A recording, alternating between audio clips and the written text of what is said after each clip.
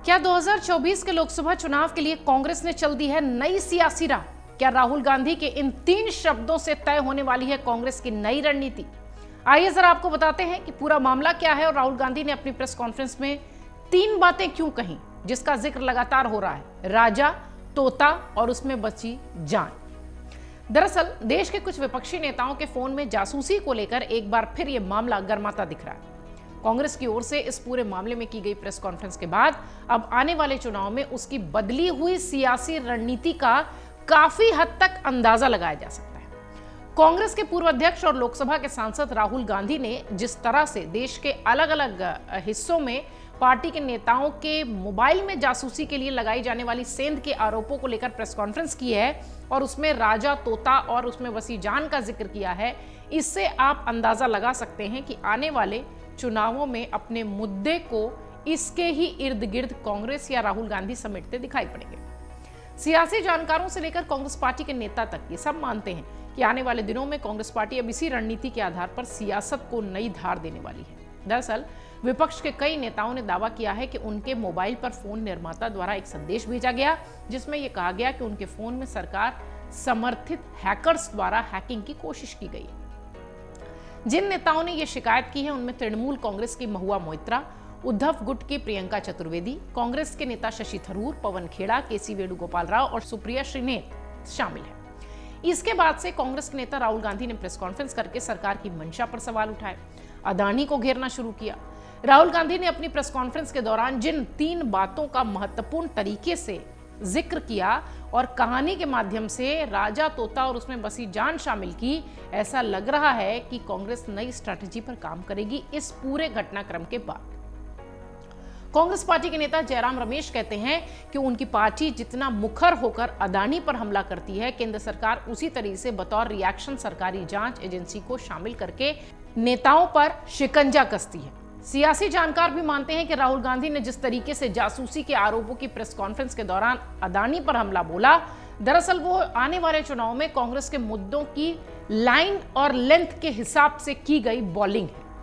राजनीतिक विश्लेषकों का यह कहना है कि राहुल गांधी ने इस कॉन्फ्रेंस के दौरान न सिर्फ अपने नेताओं का जिक्र किया, बल्कि उन सभी नेताओं का हवाला देते हुए उनके फोन में की जाने वाली जासूसी का जिक्र किया और खुलकर केंद्र सरकार पर हमला बोला। अभी तक कांग्रेस के अगर देखा जाए तो एक ऐसी पार्टी है जो लगातार अदानी पर खुलकर हमला बोलती है, जबकि उनके गठबंधन में कुछ ऐसे संगठन हैं जो कि इस मामले में चुप्पी साधे हुए हैं। उनके गठबंधन से मतलब INDIA से है। जिस तरह राहुल गांधी ने सभी नेताओं के मोबाइल में भेजे गए सेंधमारी के मैसेज का जिक्र किया, उससे कम से कम इस मामले में एकजुटता तो नजर आ रही है। राजनीतिक विश्लेषकों का यह भी कहना है कि राहुल गांधी ने जिस तरीके से मोबाइल में की जाने वाली सेंधमारी के मुद्दे पर आयोजित की गई प्रेस कॉन्फ्रेंस के दौरान अदानी पर हमला बोला, वो आने वाले चुनाव में बड़ा कांग्रेस का हथियार बनेगा, ऐसी तैयारी है। राहुल गांधी ने अपने बयान में कहा था कि पहले मैं सोचता था कि सरकार में नंबर 1 प्रधानमंत्री हैं, दूसरे अदानी और तीसरे अमित शाह, लेकिन ये गलत है। सरकार में नंबर 1 अदानी है, PM मोदी दूसरे नंबर पर है और अमित शाह तीसरे नंबर पर। राहुल ने कहा कि हिंदुस्तान की राजनीति हमें समझ आ गई है, अदानी जी बचकर नहीं निकल सकते। हमने अदानी को ऐसा घेरा है कि वो बचकर नहीं निकल पाएंगे, इसलिए ध्यान बटाने के लिए राजनीति हो रही है कि देश की निगाह, विपक्ष की निगाह पिंजरे में बैठे हुए तोते की और न चली जाए, इसलिए उस ओर न चली जाए, इसलिए इस पर बात करने से डर रहे। राहुल गांधी ने आगे कहा कि जितनी टैपिंग करनी है कर लो, मुझे फर्क नहीं पड़ता। अगर आपको मेरा फोन चाहिए तो मैं अपना फोन दे देता हूं आपको।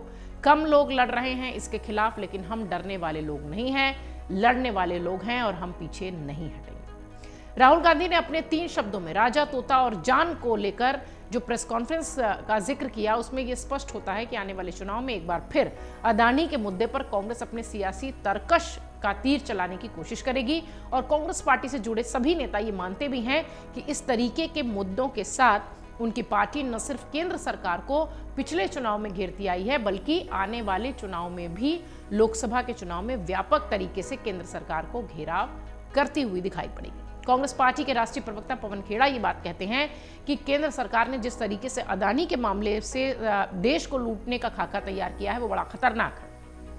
उनका ये कहना है कि राहुल गांधी ने बुधवार को जो आरोप लगाए वो 100% सही है। उनका ये कहना है कि बिजली से लेकर रेलवे में जाने वाला जनता का पैसा अदानी टैक्स के नाम पर जा रहा है। ये मुद्दा जिस तरीके से कांग्रेस पार्टी और राहुल गांधी उठा रहे हैं, निश्चित तौर पर ऐसा लगता है कि ये पूरा मामला जो अभी इस वक्त दिखाई पड़ रहा है, ये चुनावी माहौल में भी कांग्रेस की तरफ से बड़ा मुद्दा बनाया जाने वाला है। अगर आप ये वीडियो YouTube पर देख रहे हैं तो हमारे चैनल को सब्सक्राइब करें और बेल आइकन को दबाना ना भूलें। अगर आप Facebook पर ये वीडियो देख रहे हैं तो हमारे पेज को लाइक करें।